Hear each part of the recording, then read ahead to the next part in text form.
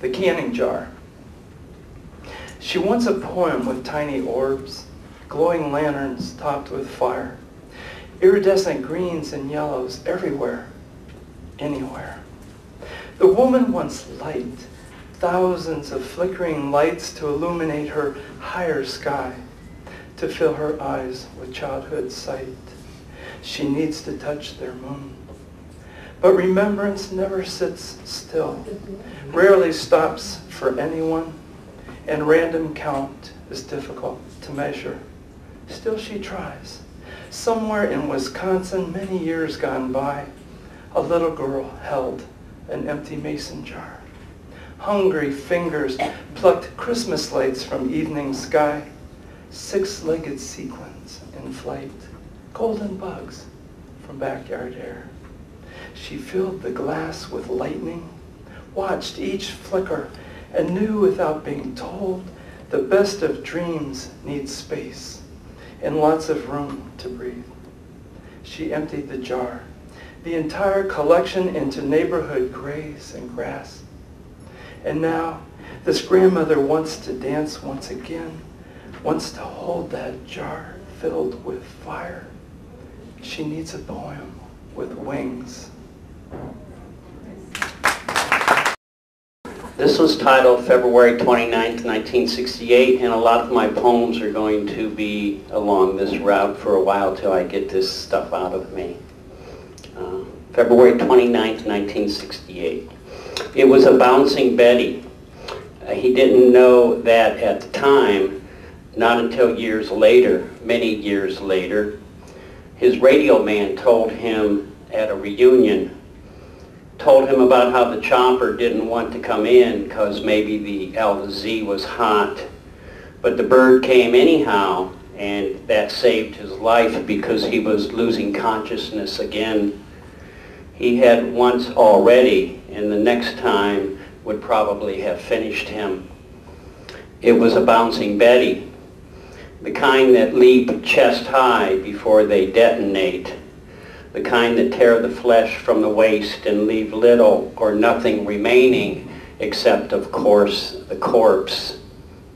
All he remembered was the ear-shattering sound and the pungent odor of cordite, accompanied by black smoke. The memory being seared into his mind for all the years since. All this while feather floating up, until landing with a thud on the top of a 5-foot-high rock. And then the accompanying numbness which follows any traumatic shock to the body. He tells of sitting up and looking at what was left of his boots, what was left since most of them had been blown away, and the sight of his mangled feet and legs torn apart by the mine. That's why he couldn't figure a bouncing Betty, since so much damage had been below the waist. Not that the arms had been left untouched. Blood was pouring from them also. Besides, bouncing is something one does with a child on one's knees. And Betty's the name of a girlfriend. Hell of a name of a landmine. He figured he was going to die, or at the very least lose a leg and maybe an arm. But that didn't happen. He lived. And he lived to tell about the happening years later, tell about it to others in hopes that they would see that war's memories last all too long after one's physical recovery from injuries.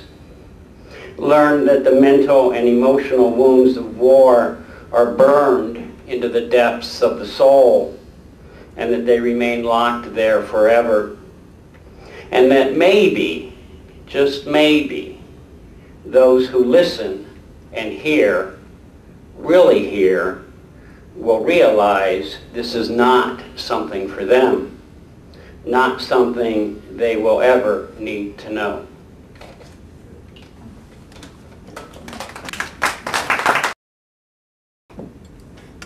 Hi. I'm still working on the title, so it's going to be untitled for now. It's a pantoum, so it's really repetitive. So, untitled. This night will kill us both, John says. He rubs his bleeding thumb on a rock. Brian shrugs and pulls some grass from the riverbed. The moon hums to the beat of their eardrums. He rubs his bleeding thumb on a rock. Brian hears nothing but the blood in his chest. The moon hums to the beat of their eardrums. John washes his hand in the river. Brian hears nothing but the blood in his chest. John's eyes are heady with wine. John washes his hand in the river. The dew of Brian's lips is on John's shoulder. John's eyes are heady with wine.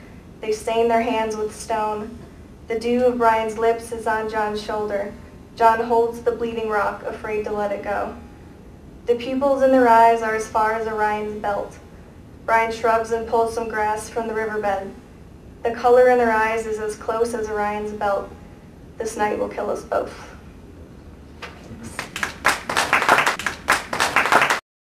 I wrote an Euphrasis poem for from the paintings that they were talking about earlier that the Vietnamese children have done.